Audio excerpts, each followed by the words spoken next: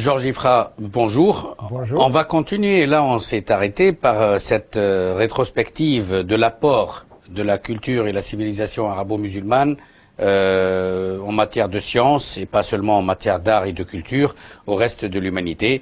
Apport qui est d'ailleurs un apport global, pour utiliser un terme moderne, ou un apport mondialisé, puisque c'est en langue arabe, mais c'est l'apport des chrétiens, des juifs et des musulmans en même temps qui travaillaient en parfaite intelligence. Voire même des bouddhistes. Et en symbiose. Des sabéens, absolument. Il n'y avait pas de différence à l'époque. Vous pouvez confirmer ça? Absolument. Il y avait, même si quelquefois la politique n'a pas été toujours dans le bon sens, quelque part.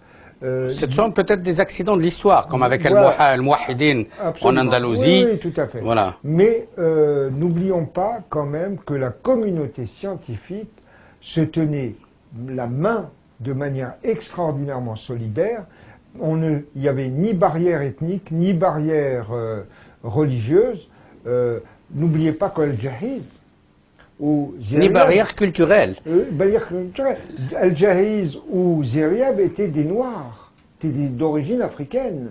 Ça contredit ce que disait Sarkozy, même si j'ouvre une très petite parenthèse, hein, oui, c'est des Noirs. Oui, oui, donc absolument. ils ont apporté quelque chose, contrairement. Ils ont apporté beaucoup, mais on a gommé. Parce qu'il ne faut pas oublier... Je promets qu'on réservera une émission pour l'apport des Noirs au patrimoine de l'humanité. Absolument, mais on en reparlera. Tout à fait. Mais il est important de savoir que c'était quand même un empire qui comportait toutes sortes de civilisations, les Berbères, les Turcs, les gens de la Caspienne, les Persans... La seule chose qui les liait ensemble, c'est la quête du savoir, cette curiosité, voilà, mais par la langue arabe. Par la langue tout arabe, simplement. Absolument, oui, voilà. Tout à fait, et qui était une véritable passion.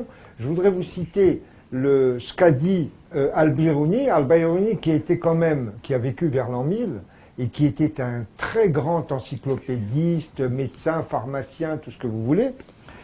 Et il a dit ceci, lui qui était persan et dont le farsi était la langue natale, et il a dit ceci: c'est en arabe qu'à travers les traductions, les sciences du monde nous ont été transmises et ont été embellies et ont trouvé une grande place dans nos cœurs.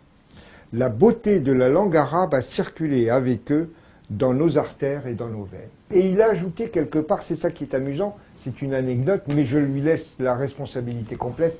Il dit, pourtant c'est ma langue natale, mais je préfère l'invective en arabe à l'éloge en persan. Et ça montre à quel point des gens comme Avicenne ou comme Al-Biruni ou Al-Farabi ont tous écrit en langue arabe.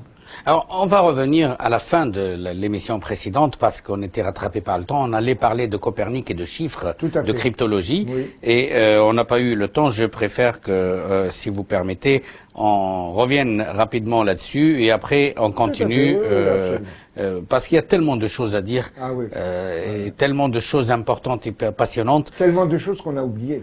Tout à fait. Et qui sont extraordinaires, qui sont quand même les vestiges vivants d'une civilisation d'une grandeur exceptionnelle. D'où